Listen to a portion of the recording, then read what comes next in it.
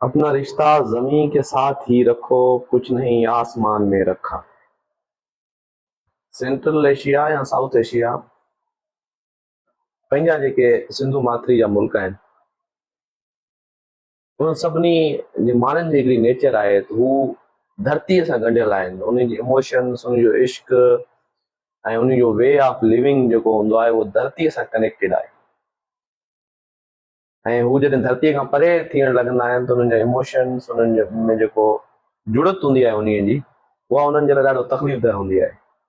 ऐं इहो ई सबबु आहे जॾहिं अमेरिका में सेटलर्स आबाद थियनि था त उन्हनि जी वधि में वधि कोशिशि इहा हूंदी आहे त या त उते पैसा कमाइजनि या वरी ताज़ो अमेरिका में जेके स्टेट सेटेलाइट्स वग़ैरह जो जेको बिज़नेस हले थो पियो उन में इहो आहे त बाबा पैसा कमाए थो निकिरी हली करे ख़ला में को घर ॻोल्हिजे, चंड ते, मार्स ते या ॿिनि में वञिजे। पर एशिया जे मुल्कनि में अञा ताईं उहा साॻी पाण में धरतीअ सां जुड़त जेका आहे उहा ॾींहों ॾींहुं वधंदी पई वञे। साॻी हवाले सां पाण वटि सिंध में बि असांजो धरतीअ सां मुहबत या धरती सां ॻाढ़ापो अॻु खां अॻिरो थींदो पियो वञे।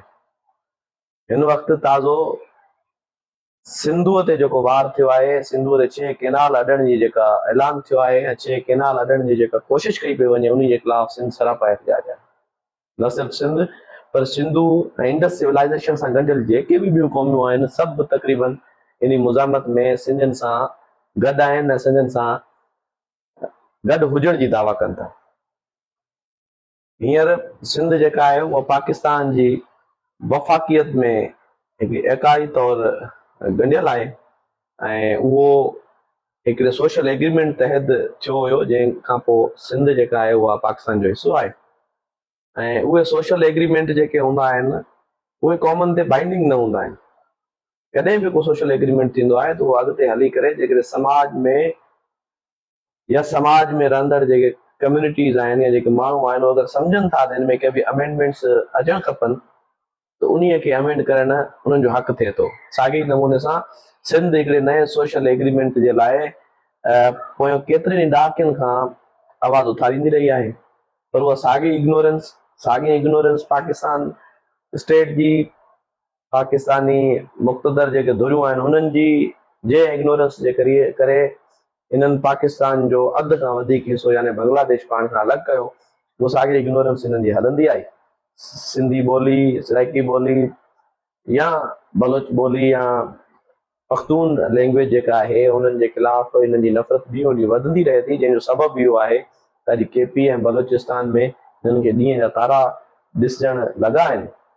ऐं बलोचिस्तान तक़रीबन हाणे जॾहिं मां हीअ वीडियो ठाहियां थो पियो उन महिल इहे रिपोर्ट्स अचनि थियूं बलोचिस्तान मुकमिल तौर ते मुंहिंजे हथनि मां निकिरी चुको आहे।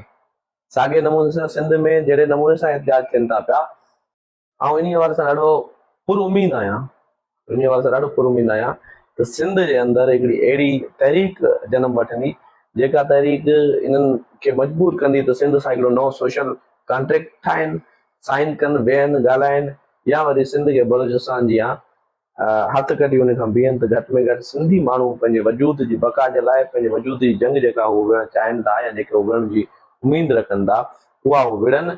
ऐं उहा विढ़ंदे विढ़ंदे ज़ाहिर ॻाल्हि आई आहे त जहिड़े नमूने बलूचिस्तान में बलोच विढ़नि था पिया सिंधियुनि खे अहिड़े नमूने विढ़णो पवंदो, छाकाणि त जेके बेनिफिशरी आहिनि हिन सिस्टम जा, आहिनि स्टेटस को जा बेनिफिशरी आहिनि, उहे कंहिं बि हिसाब सां कोन चाहींदा त पुरअमन तरीक़े सां पावर जेको आहे उहो ट्रांसफर कयो वञे।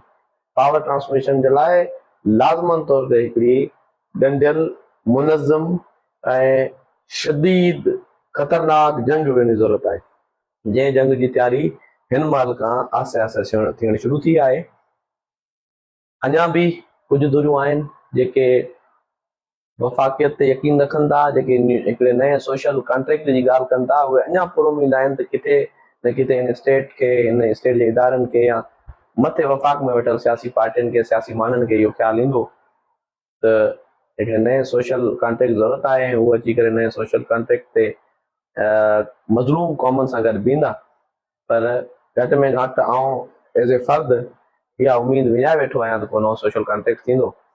ऐं हिकिड़े वाक़े में स्टेट या वफ़ाक़ में वेठल पार्टियूं, ताक़तवर धुरियूं, उहे न सिखियूं हुयूं, उहो हुयो ढाका इंसिडेंट। उन्ही खां पोइ वरी बलूचिस्तान सां जेको हिननि कयो, हाणे बलूचिस्तान हथनि मां निकिरी वियो आहे। साॻे ई नमूने सां जहिड़े नमूने सिंध सां ही कनि था पिया, सिंध ही कुझु वक़्त में हिननि जे हथनि मां निकिरी वेंदो। ऐं आउं सिंध जे माण्हुनि खे गुज़ारिश कंदुसि त हू मुनज़म थियनि, पार्टियुनि जो साथ ॾियनि ऐं मुनज़म तरीक़े सां बीहनि, छो जो हीउ वक़्तु जेको शुरू थियो आहे इहो वधीक ख़तरनाक थींदो।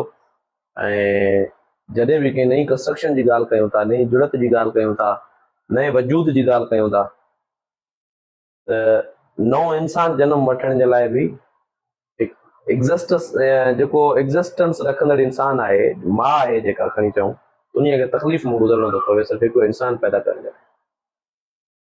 ऐं हिकिड़े प्लाट ते हिकिड़ी बिल्डिंग ठाहिण जे लाइ पहिरें मौजूदु ढांचे खे केरण जी ज़रूरत हूंदी आहे। ऐं डिस्ट्रक्शन केॾी ख़तरनाक आहे उहा तव्हां हिन वक़्तु हलंदड़ मुल्कनि में जिते जंगूं हलनि थियूं पियूं उते ॾिसी वठो। इन जे लाइ डिस्ट्रक्शन जे लाइ तयारु रहो, ऐं इन डिस्ट्रक्शन जेका थींदी उन में बचाईंदी तव्हांजी पंहिंजी जुड़त, तव्हांजी तंज़ीमकारी, तव्हांजो माण्हुनि सां बीहण, तव्हांजो डिसिप्लिन, तव्हांजो पॉलिटिकल थॉट्स, पॉलिटिकल आइडियोलॉजी, इहे शयूं बचाइनि। तो गॾु थियो, तारीख़ मूंखे मौक़ो ॾिनो आहे त तव्हां हाणे जेका तहरीक हले थी पई उन में प्रैक्टिस कयो ऐं इन खां पोइ इन तहरीक खे आख़िरी जंग तरफ़ कन्वर्ट कयो। ऐं आख़िरी जंग यकीनन सिंध जे वजूद जी जंग हूंदी, ऐं उहा पाण मूं हर फ़र्द जे वजूद जी जंग हूंदी। ऐं पंहिंजे वजूद बचाइण जे लाइ माण्हू केॾो बि बुज़दिल हुजे पर जॾहिं हुन ते मौत ईंदी आहे उहो विढ़ंदो आहे। साॻी तरीक़े सां सिंधी क़ौम खे विढ़णु खपे ऐं विढ़ण जे लाइ तयारी पकिड़े। जी असां